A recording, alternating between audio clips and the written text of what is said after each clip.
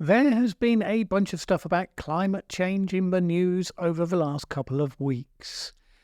Most of it isn't really news, like the latest US climate assessment, which is really just a restatement of stuff we already knew, arguably pitched a little bit more like a campaign message and a little bit less like scientific inquiry. Not saying it's a bad thing to do necessarily, but it's advocacy more than it is news. Always good to know the difference, just so you know what you're dealing with. However, one thing that did attract my attention in the last couple of weeks was a big public disagreement between mainstream climate scientists, arguably over one of the most important unresolved questions of climate science. A real point of substance, and one that could have massive consequences in terms of what people choose to do about it. And that question's very much at the centre of the disagreement. That's what we're going to talk about in this video. There was a flurry of news stories and discussion last week from a new study bearing the name of former NASA top scientist James Hansen, entitled Global Warming in the Pipeline. The story said things like, pioneering scientist says global warming is accelerating, and world temperatures will blow past Paris goals this decade, asserts new study. These are eye-catching headlines, but one of the most interesting aspects of this story is that it's a paper by one of the big names of climate science, the man remembered for raising the alarm to the US Congress back in 1988, a hero to many of the current working climate scientists. But actually, this latest paper has been heavily criticised by exactly some of those scientists. As you know, grey areas and genuine debates are catnip for this channel, so let's have a look at this one. Hansen et al.'s new paper, published in the journal Oxford Open Climate Change, argues that many of the previous forecasts of future warming of the planet have used assumptions about the sensitivity of the climate to the main greenhouse gas CO2 that are wrong. Hansen now believes that sensitivity to be much higher than he previously did. Rather than the current best estimate of 3 degrees Celsius from a doubling of carbon dioxide, out of a range from 2 degrees to 4.5 degrees, Hansen now puts it as 4.8 degrees C, significantly higher and above all of the IPCC's likely range. He does this based primarily on studies looking at previous paleoclimatic changes. Not only that, but the warming has picked up because of a reduction in the atmosphere of aerosol pollutants over the last couple of decades. Aerosols, as we've discussed here before, have the effect of reducing warming because they block some of the incoming solar energy and reflect it back to space. Reductions in pollution by China in the last decade and a ban on sulfur-containing fuels by shipping in the last few years, these have served to reduce the amount of aerosols in the atmosphere.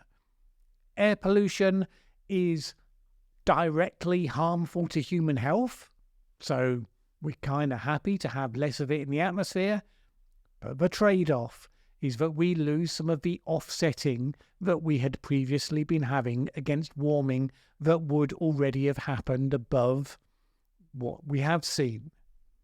The paper also says that the energy imbalance for the planet is increasing. So the energy imbalance, it's the difference between the amount of energy coming into the atmosphere, into the Earth system in the form of solar radiation, versus the amount being radiated back out into space. In simple and slightly obvious terms, if more is coming in and is going back out, then the planet warms up until you get back to some sort of balance again. If that rate of imbalance is increasing, then the speed of global warming will likewise increase. As a result of these factors, Hansen is saying that the 1.5 degrees Celsius limit, the target of the Paris Climate Agreement, is, quote, deader than a doornail. For the confused, doornails were a thing in the 14th century. They were pretty dead, I guess. Sorry, I digress. Anyway, he said that he and his co-authors expect temperatures to consistently hit or to exceed the 1.5 degree level in the 2020s, and then rise rapidly over the next 2 to 3 decades after that. Indeed, keeping within the 2 degree upper limit is also, he suggested, close to being out of reach unless radical action, including carbon taxes, support for nuclear power, and geo-engineering initiatives, such as injecting aerosols into the stratosphere, are carried out. So, why have significant names amongst the current crop of working scientists been less than fulsome in welcoming this latest addition to the literature? For example, climate scientist Michael Mann was one whose response has been most quoted in the news stories carrying this debate, while going out of his way to tip a respectful hat towards Hansen for his historical role. He critiqued the paper with the following rather withering comment. Healthy skepticism is a valuable thing in science, but the standard is high when you're challenging the prevailing scientific understanding, and I don't think they've met that standard by a long shot. One of his targets is the idea of warming in the pipeline, i.e., even if we reach net zero greenhouse emissions tomorrow, what we have released to date, along with tipping points and various other things, means that additional warming is inevitably still going to follow. Now, as I've reported here before, the current state of thinking in the mainstream scientific community is that that is not the case for various reasons. Basically, the state-of-the-art models that seek to get to grips with the complexities of the ocean carbon cycle conclude that warming stops when additional carbon emissions beyond the natural carbon cycle reach net zero. This is the position as it's been for the last decade, since, for example, this paper, Matthews and Solomon 2013.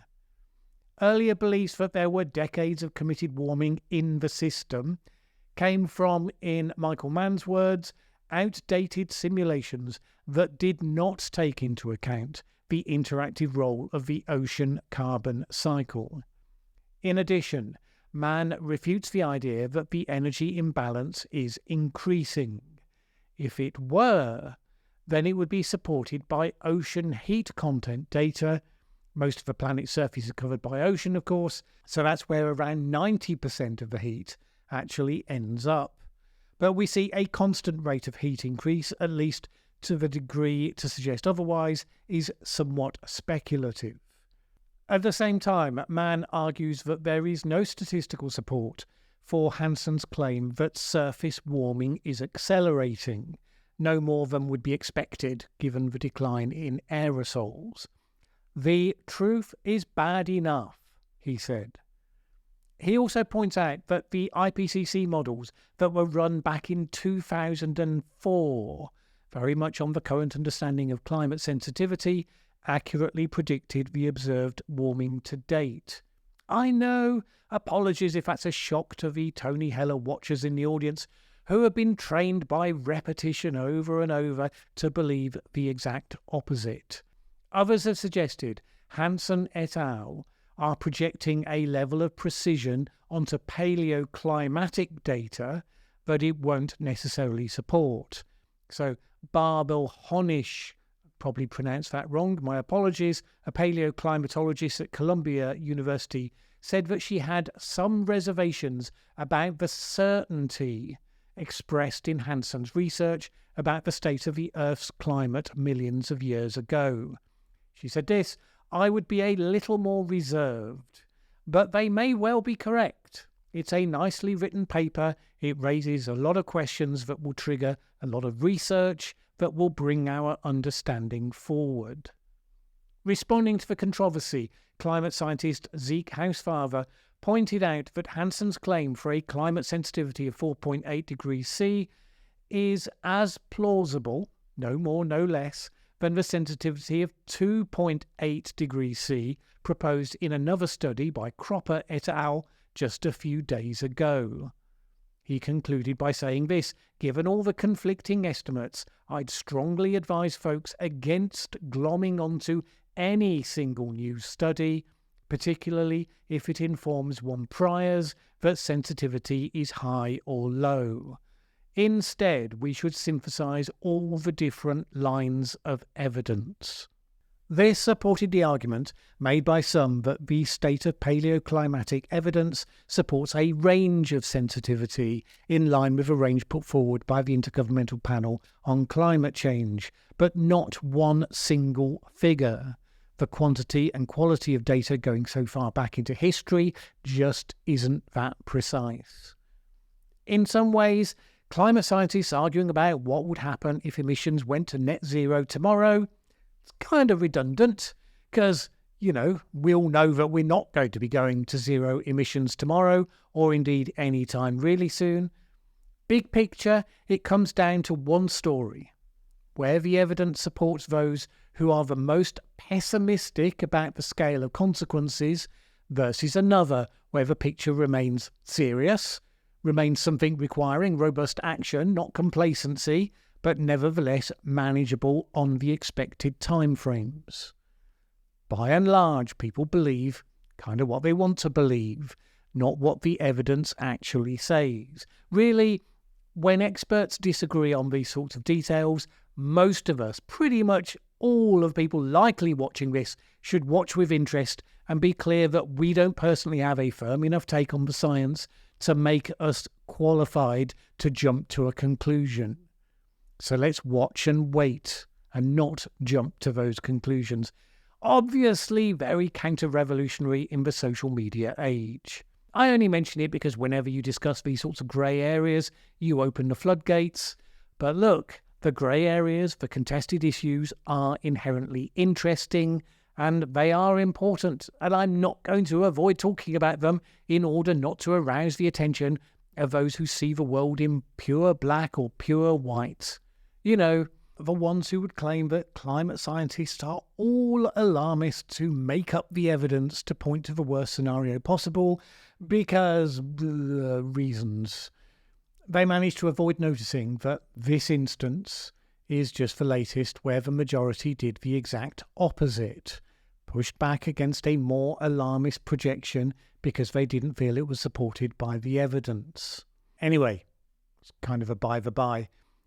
Probably the most significant exchange, though, comes through what Hansen was suggesting was a natural consequence of his pessimistic view of reality, namely that the human race would have no alternative but to get into geo-engineering.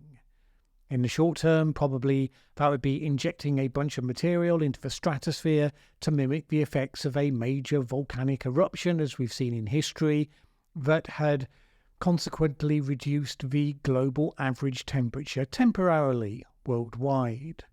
Highly controversial, and with good reason. But it's a proposal that we're seeing mentioned with greater frequency. So it seems like it might be an argument that we're going to be having in all seriousness at some point. And that could get quite hairy.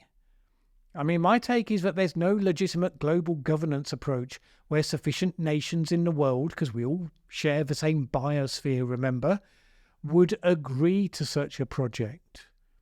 But then it's not actually that technically an advanced thing to do, in that a rogue billionaire, name your favourite maverick, could just decide to do it while everyone else is arguing about it, and then ask forgiveness after the event, on the basis that they will have supreme confidence in their ability to do it right, whether justified or not.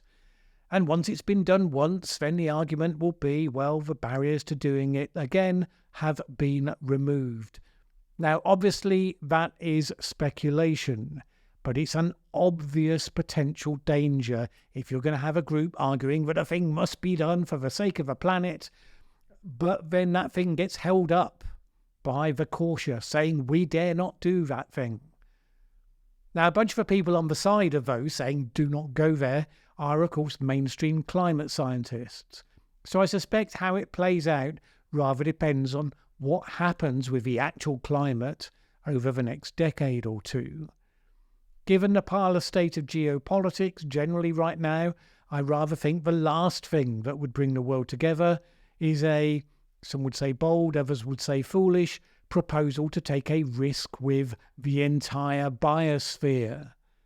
But it will be one more element of uncertainty to add to a whole bunch of others swirling around the place, making predicting the future particularly tricky for the next few decades.